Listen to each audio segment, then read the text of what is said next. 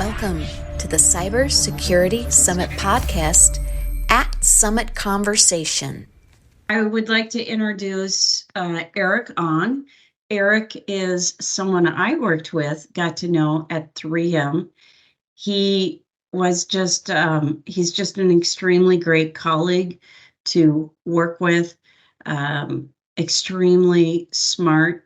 He is in process of getting his PhD in security, information security. And I'm just thrilled that he is here and that the interns can hear from him and his journey and advice that he can give you all. So, Eric, the floor is yours. All right. Nice to meet everyone. And thank you, Michelle. It's been an honor working with you at 3M as well. You're one of my greatest colleagues, always partnered in many different efforts. So let me talk a little bit. So my name is Eric Ong. So I started in IT kind of accidentally. So back in 1990s, that's when my parents decided that, like a lot of immigrant parents, they want me to become a physician. So they had me going to a local school here called St. Olaf. If people in Minnesota know about St. Olaf, that's the school they sent me to. They want me to become a physician back in those days. So around night, but in school I did okay academically. I think I did pretty well academically, but I was always more interested in computers because I've been doing like IT programming. I started with Apple Basic, a lot of things by my own. So I started learning more about the operating systems and so on. So after I finished my college degree at St. Olaf with a degree in biology, I have this kind of interesting soul searching moment trying to figure out what I want to do with my life. So then I told my parents I don't want to become a physician. So my parents asked me to consider being a dentist. And then after that, after I actually got into dental school here, University of Minnesota, back in 1990s. However, after I see what dental has to do for the rest of their life, I figured out that that's probably not something I want to do. So I started telling my parents that I want to become an English major, kind of like Garrison Keillor, that kind of English major person. Of course, that didn't go very well with my immigrant parents who are very practical. They tell me that you should be doing something that will not starve your wife and kids. Those are exact quotes. So they told me you always like computers. Why did you look computer and IT? So I landed my first job actually at University of Minnesota while taking extension classes as a Unix administrator for a supercomputing institute. So back then, if you know something, if you spell the word Unix, you can do a lot. With your career path. And then about 1998, about 25 years ago, that's when I landed my first industry job with Silicon Graphics, also known as SGI. So SGI is very back then did all the flight simulator for the military. So this is how I kind of got my humble beginning in IT security. So in IT security, I was really kind of focused on a lot of on security front. It was much more a Unix kind of internal support job, but I was tasked with understand that crash core, a lot of more application security type of stuff. So I had to really understand technical depth about how Unix operation system work. About 2001, I switched to a company that everybody probably know about. Used to be called Veritas, eventually taken by a company called Symantec. So this is where I started kind of my tilt toward my IT career later on. During that, with the initial Veritas years, I really started working into that data protection. I was a business critical service engineer. So I worked with a lot of very stressful people who are worried about they losing their job because they lost all the backup for the organization. So, I mean, that kind of environment really got me a different mindset about how to become at times of a pretty much extreme crisis. Because most of the situations that I ran into is when the company lost a lot of different type of I was a business critical data. About 2006, I started looking back and thinking that actually around 2001, 2002, I started thinking through do I need to have a more advanced degree in software engineering? So this is where I started my master's degree at University of St. Thomas, which I know that Michelle also went to University of St. Thomas. So I started my master's degree in software engineering at University of St. Thomas. By then, I was already about 5 or 6 years into starting my career. So whatever I learned was very much applicable to what I'm doing nowadays. So by 2006, I finished my master's degree in software engineering, was focused on computer security. Back then, there was not a specific field called cybersecurity, but rather there was some kind of computer security. So that's something that was really my first kind of really strong tilt toward to the whole cybersecurity space. I still remember those days. I had this interesting thesis called asymmetric warfare that I wrote on, and eventually I got a call from the three-letter agency interested in what I was writing about. That was very early on, about 2006. And I was very surprised. I remember they asked me to relocate to Washington, D.C. if I was accept the position. I say, I'm not sure I want to move over there. So I stayed with Symantec for another 5 years. And then I moved to a company everybody know about, the Bullseye Target. So as I moved to Target, I was actually started as application tech lead, but focused having a security champion title. About 2013, everybody remember what happened to Target? About 2013, that was a breach. So when the breach happened, so I recall that they gathered everybody in the IT department, and they basically say, okay, well, everybody gonna be focused on security, gonna have, and then we're gonna have to, kind of deal with the aftermath. This is where the CFO of Target got pulled into the Congress, and they were grilled for different type of inquiries. And I just remember at that point, I got pulled into deep end of security. So I was really in application security space. I became an architect almost overnight into the uh, security engineering architecture. That was a space I got pulled into and reporting to the vice president. I think looking back, what allowed me to move into that position is really a lot of what I have done in the application security space. A lot of what I saw was my passion in the research area. Back then, they were looking for someone who could kind of start into more the open source space. So after I moved into the security architecture and engineering space, I remember the vice president assigned me a position called visual technology. So this is a position that is really a research role for the latest compute security technology. So this is where, if you folks are familiar with containers, like we're talking about Docker containers, not the container you see moving the cargo ships. So this is where I start getting into really understanding how the compute security work. So this about 2015. So this is a time when Google just gifted their whole container kind of project to Cloud Native Computing Foundation. So this is where I start to learn really deeply, get my hands on, and start building my own Docker containers, be able to start containerize different security applications like Tanium and other things like that. I kept in the space and I got pulled into a very special project at the time, about 2016. Back then it was considered an ultra secret project called Project Dragon. So Target want to follow Costco's footstep into launching retail in China.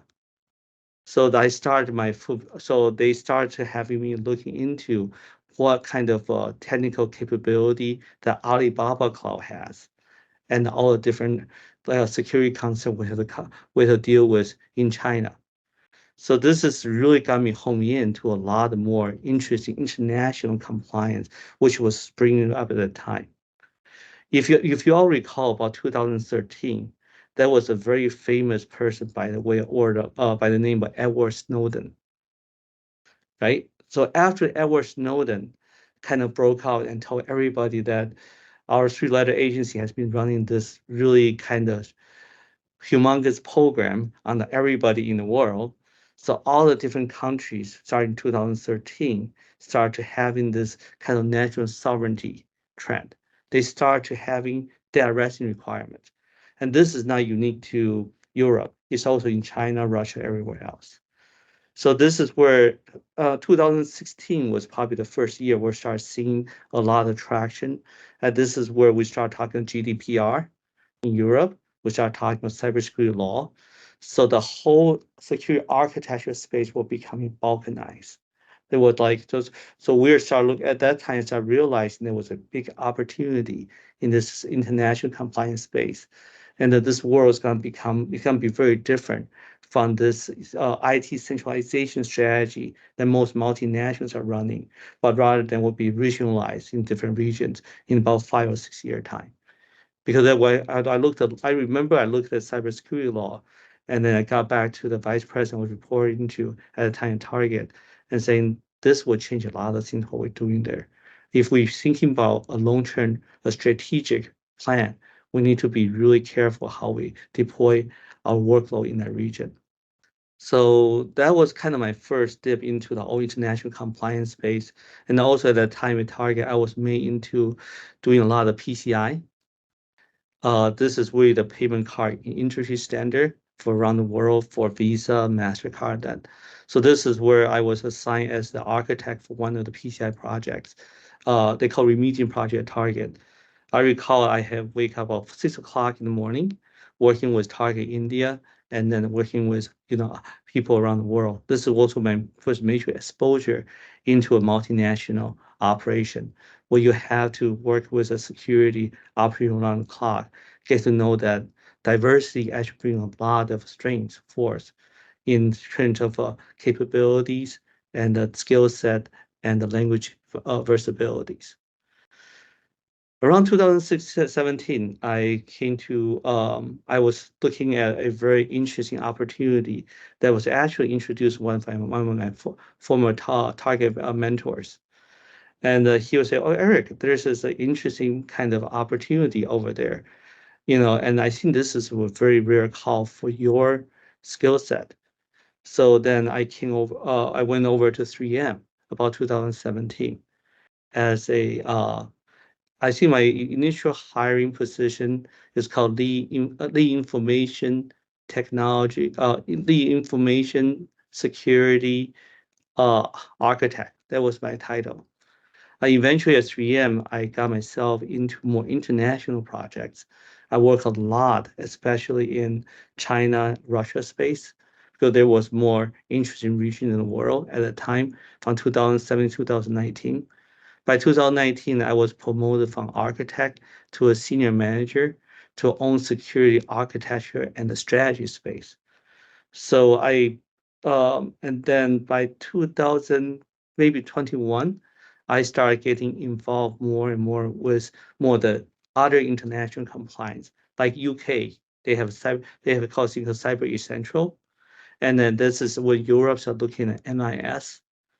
That's another kind of security initiative. They are planning to implement. So some of the things I start seeing about 2016 start come to more fruition, internal legislation, all that. So this is where a lot of things are becoming very evident that I can seeing the trend where everything's going, and I started seeing that the architecture balkanization required different security operations. So by 2022, and then I moved to a company called Donaldson. So this is where this position I currently hold as senior director for global information security. So my position is as an acting CISO. I'm working on a lot of more operation type of initiatives. For example, if you want to have a global workforce with multilingual skill sets, plus the technical capability they can execute around the world, you will need to have a very, very effective and very productive workforce. So that became my passion, how to build a workforce. And one of the things I found that was really exciting to me was that kind of emerging opportunity in cybersecurity. And I see that it's just moving faster and faster as we now introduce all the AI stuff. AI stuff, I think just is gonna be something close to a cloud transformation, what we witnessed about 5 or 10 years ago. It's gonna revolutionize a lot of things we do in cybersecurity. So about 2021, I was very honored to having received one of the executive scholarship at 3M, and for my PhD program in cybersecurity. So I'm currently doing my PhD degree in cybersecurity at University of Colorado Springs at the National Security Center. So this is really kind of I joke around with my colleague, like Michelle, a little bit. It's like I am this one-trick pony, but I'm just I deeply love security, so therefore I earn for additional paying and getting my PhD in security. So that's kind of a full circle about like my career so far. So currently, as a kind of acting chief information security analyst, and I I do a number of tasks. Basically, I own the security by the wholesale. So I own the security. So I started with security engineering, really looking at Unix operating system, understanding how Unix operating system work.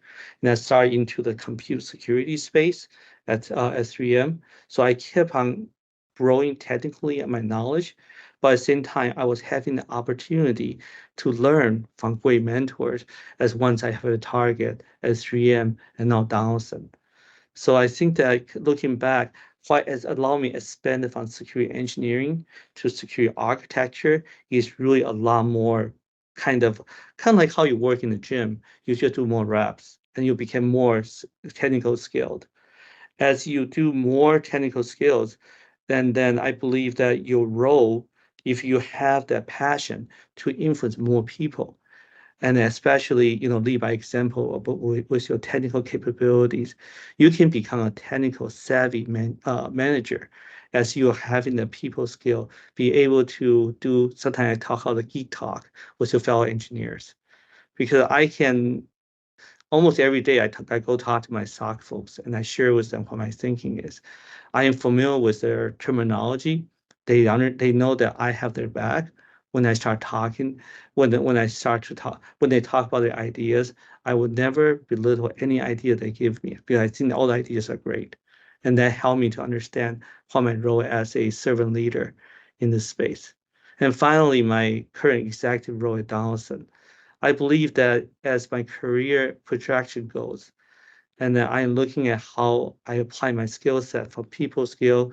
I learned a lot actually from Michelle and other my 3M colleagues, how to become better leader back in my 3M days. So this is what allowed me to leapfrog to my current IT executive position here at Donaldson, especially how to level set your conversations with especially with C-level folks, because they understand the technical capability. They are more interested in what IT security business impact have in IT in the whole company, rather than you giving you an idea how Kubernetes works or container security gonna change their world.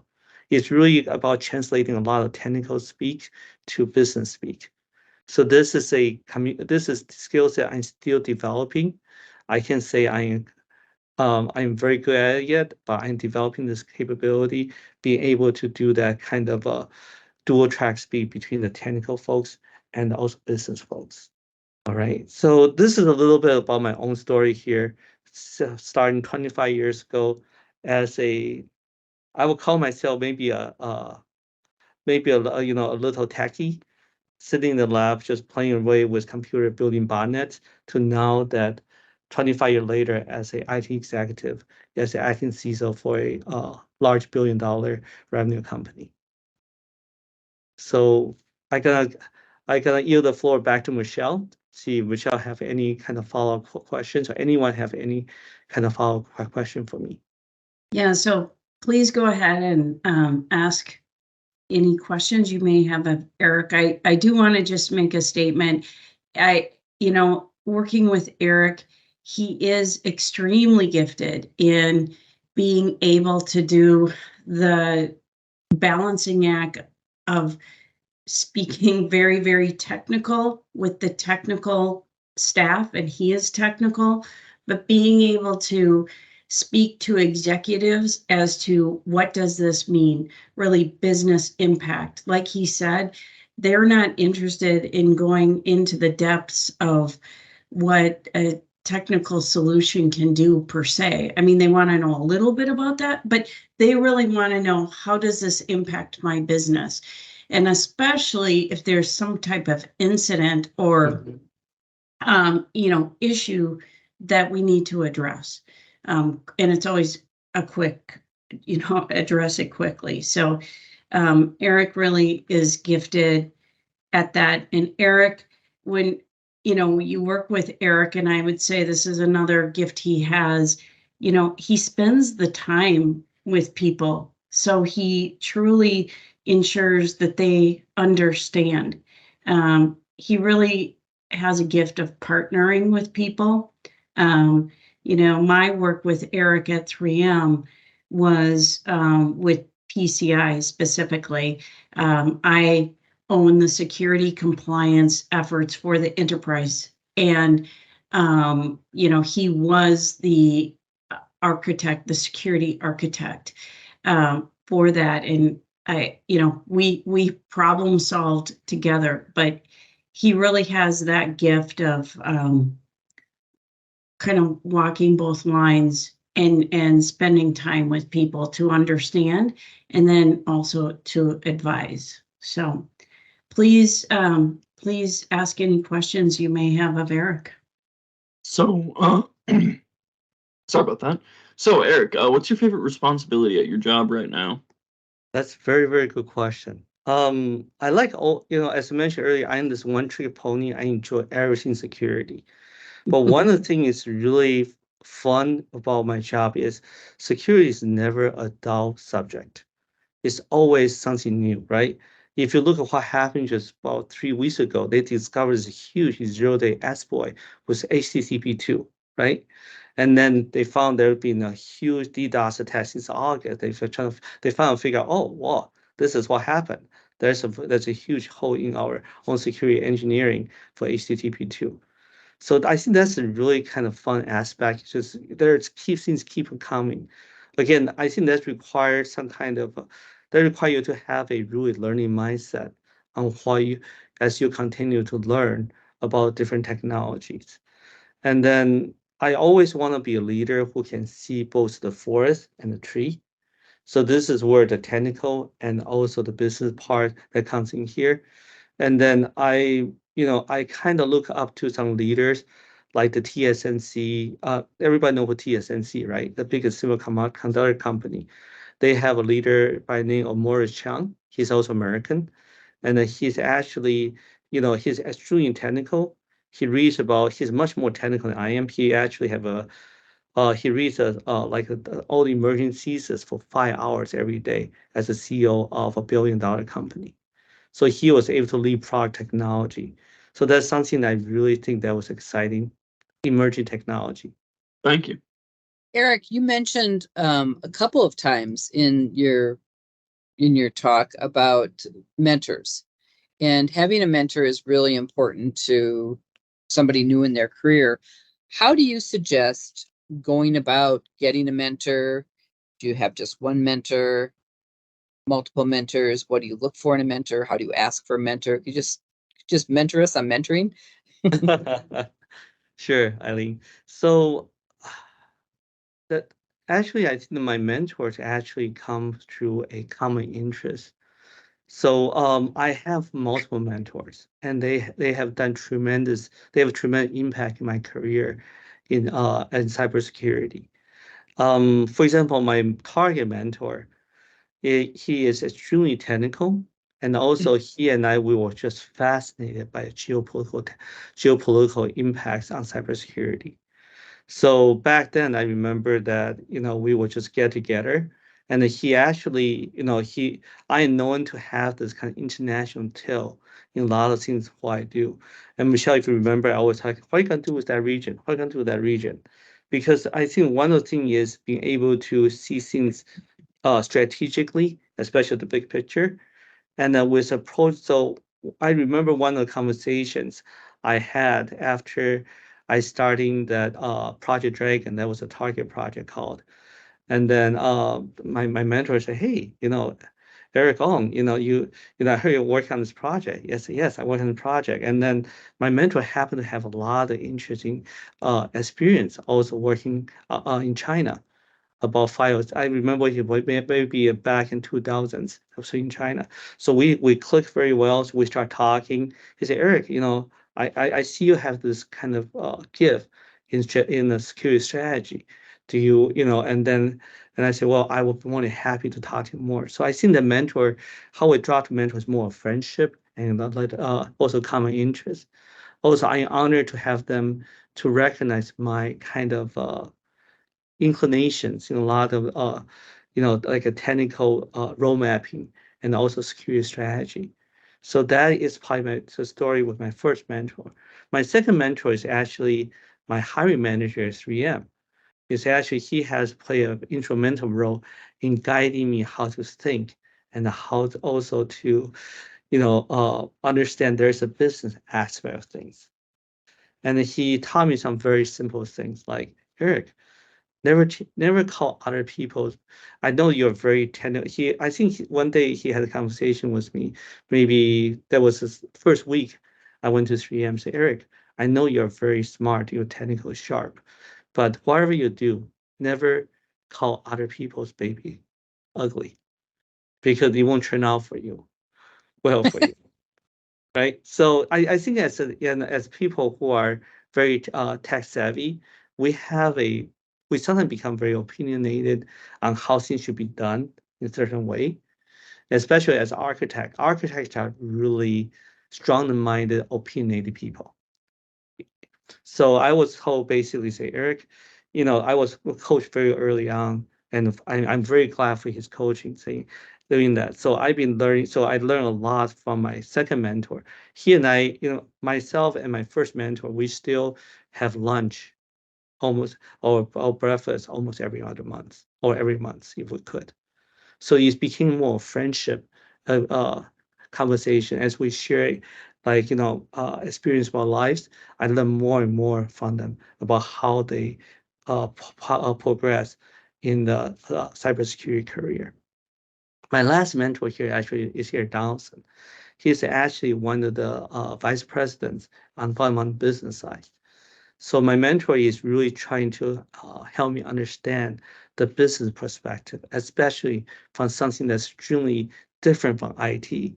Um, in this particular mentor, he's actually the marketing vice president.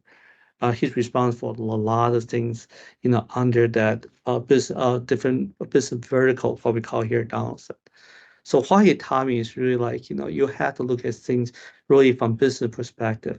How is Gen AI going to be able to help the business operation and then build a security by design around the business operation from the get-go? So this is the opportunity now I have in Donaldson. So because you wouldn't look at engineering to architecture to strategy and now to the operations, you come to a full circle that if you can do things early on, it's going to be able to plan things much better as subsequent phases of your security implementation. I hope I answered your question here. Thanks. So it sounds like you have multiple mentors because they bring different skill sets to the table to help you grow and develop. And from past businesses to current businesses, how did you go about asking? How did you get someone to be your mentor? Is a question I guess I'd find interesting. Do you ask them, or how do you go about it? Well, I think this is an awesome question because I never thought about that before. I think a lot of my mentors, I'm very honored to have those industry leaders as my mentors. But one of the things I think that really attract maybe it's more like a mutual attraction, just be able to do well at what you do first, right? You need to excel in what you do on your job first. And then if they see that you are a up and rising type of character, especially playing well with rest of the team member, this is where you can start. Then they will. It's almost like a building a friendship And then once you start to have that kind of friendship relations, and then you can have conversations with them. And usually in the company I worked for before, both at Target and 3M, I would say that the culture was very open. At Target, you can just do a get to know you with anybody, basically. And then 3M, basically, I had relationship with my, hiring manager at the time. And after he retired, he continued to be on as my as my mentor because he felt like I was he always encouraged me that, there was there's some potential in me I didn't see before. I think that is I think having people recognize your talent and do well at your job, what you do, they will naturally draw the mentor toward you because they will see that you are having that kind of potential to succeed. And then I think that's probably the way I attract both my all three mentors right now because they just saw there is something, and also always be very candid and transparent. That's something I really value as a security professional. Sometimes the security can be a harder to disclose type of area to work in because a lot of things because a lot of things we do here in security we have this need to know basis, right? You have need to know on different things. And sometimes you have to be very upright, say, hey, this is what it is. You don't want to sugarcoat some situations. Because if it's bad, say it like it is, but make sure the person understand how bad it is. And then automatically that over time people build confidence in you. People feel you're somebody you can trust. And that also is another quality I've been told that drawn, other, kind of my mentor toward me. At least a couple of my mentors told me that, Eric, if I can't talk to you, I know I can get the true story. I think being candid, being proactive, feel free to reach out if you feel like this area you're interested in, and also, willing to ask. Like my relationship, my second mentor was not, because he was my direct hiring manager and also my manager before. I didn't have that kind of mentor relationship after he was retired. I would say look for someone probably not in your kind of direct, upline, but look for someone who is not in direct upline, but in the more experienced role. It doesn't have to be a senior executive. He can be somebody very technical, especially you are still, kind of going through the engineer, architect path. And then you're able to get that technical mentorship to demonstrate your thought processes, differentiate from others, and set you apart. I think that will also help you to, and to gain trust of your potential mentors, and they will basically they will approach you, and you will find a lot of resonance with them a lot in the different aspect of cybersecurity. Hello, Eric. Thank you for your time. I have a non-technical background and I work on cyberspace law. At the moment, I'm more interested in working for international organizations. But what do you think are the skills I should add to my skill set if one day I want to work in the private sector? Thank you.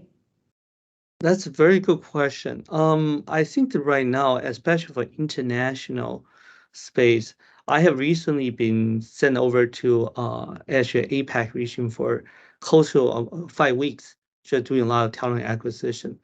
So I think a lot, if you're interested in private sector, a lot of especially multinational corporations are a very good place to start because they're really looking to how a multinational corporation, they are kind of encountering very interesting challenge right now.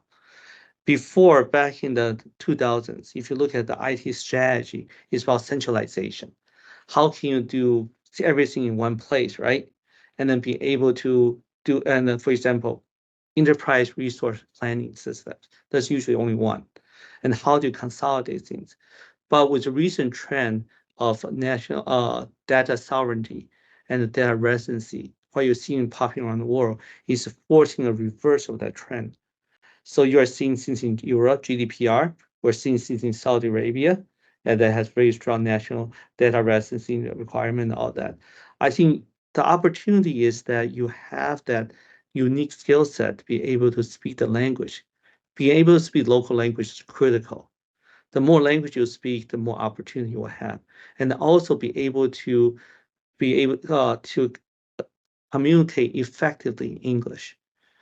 English is still the de facto international business language and the language choice by scientific professionals. When I look at, as an academic, I had to read a lot of research papers. And then I can share with you, most research papers are still written in English. Doesn't matter which country they come from. So this is where I think the two interesting piece of skills that you have that are unique to you right now that you can leverage as your strength.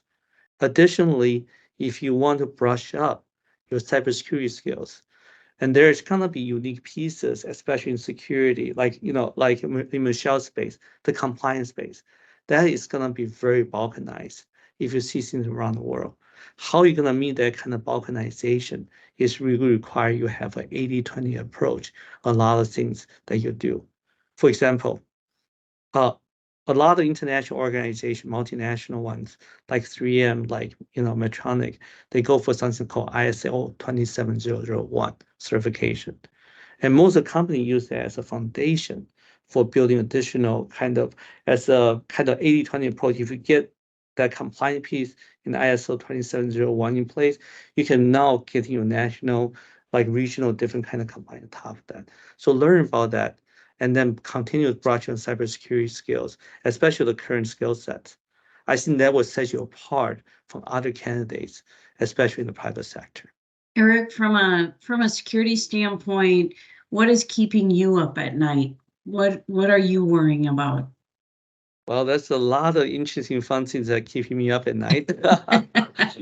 Security is never a dull space. I would say that just the reason, especially secure operations space, since I'm now in security from end to end, is really kind of the intensification of all this different, I will consider more cyber warfare coming in.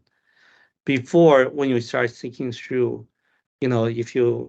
everybody believed that nation state type of a sophisticated threat actor, like ransomware, something that just happened, something you read in the newspaper, right?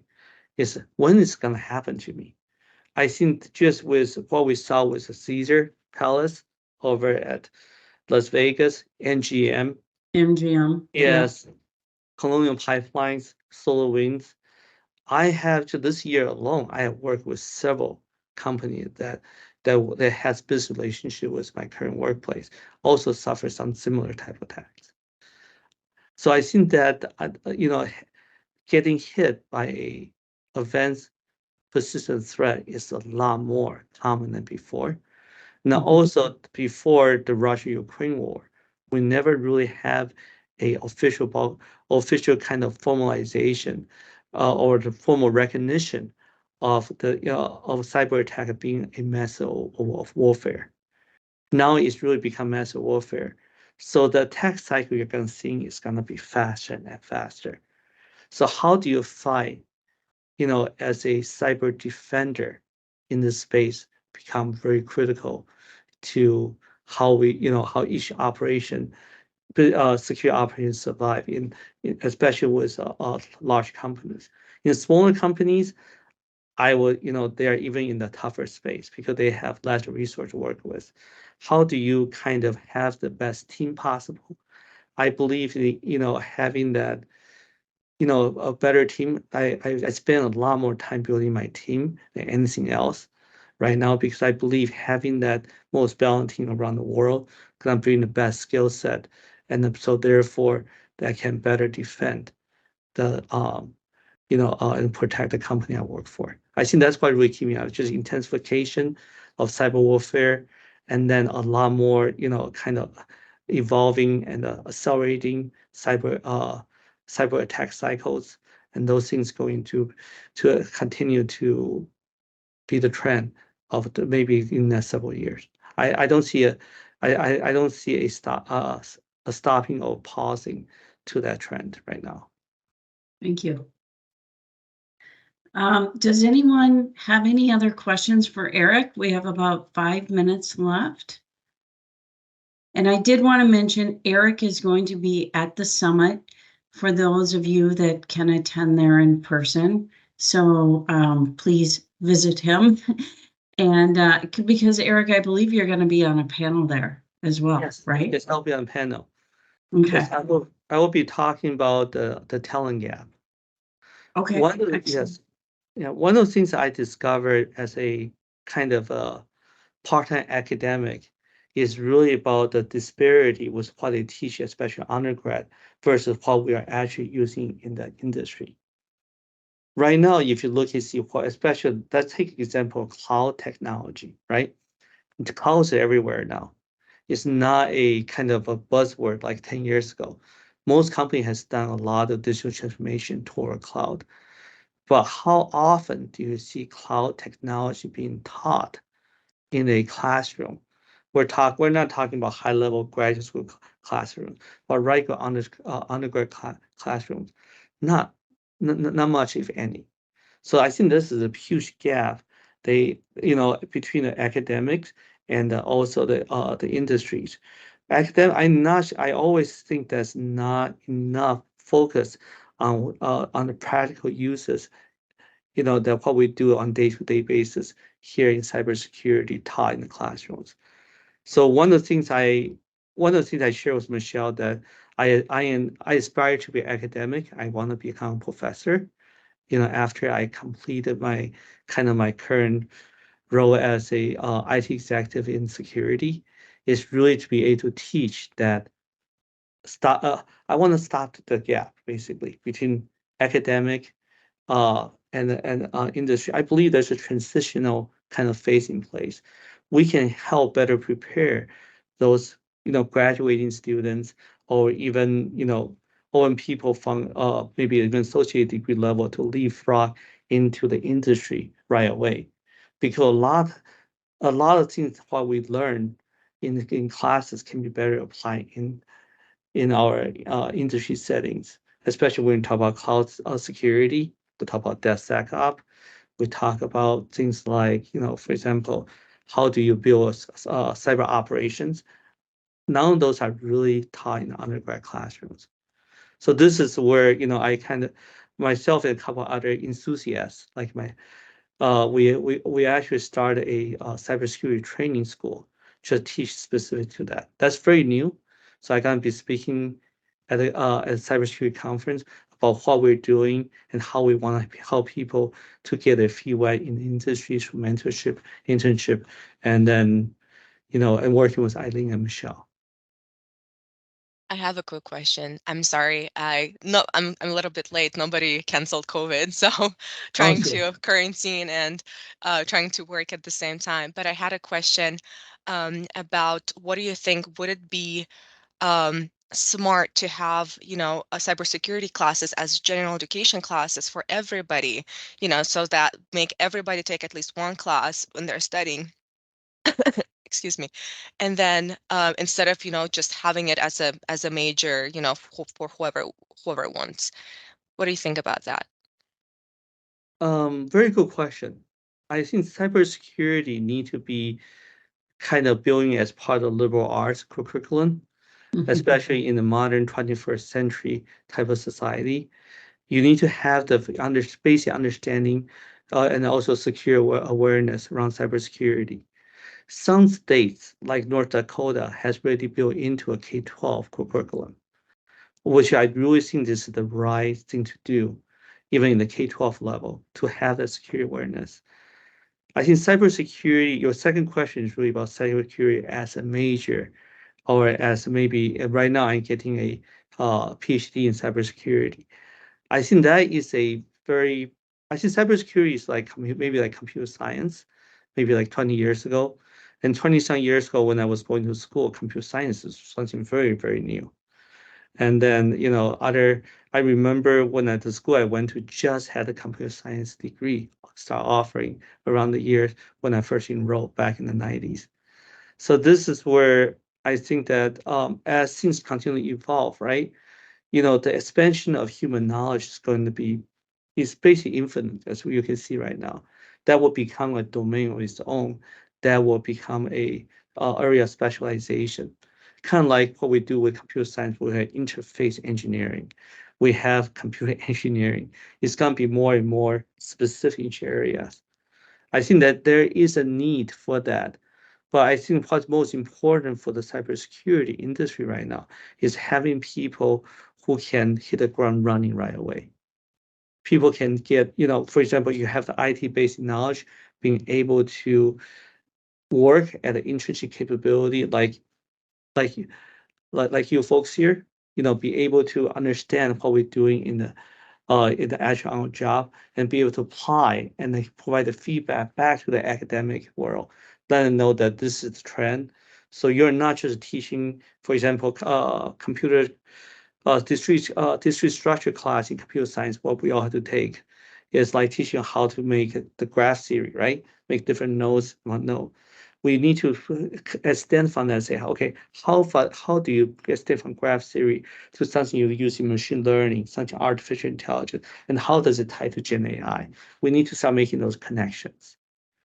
And I think that will be, if we can do that, I think the cybersecurity shortage, talent shortage will be gradually, but slowly probably resolved.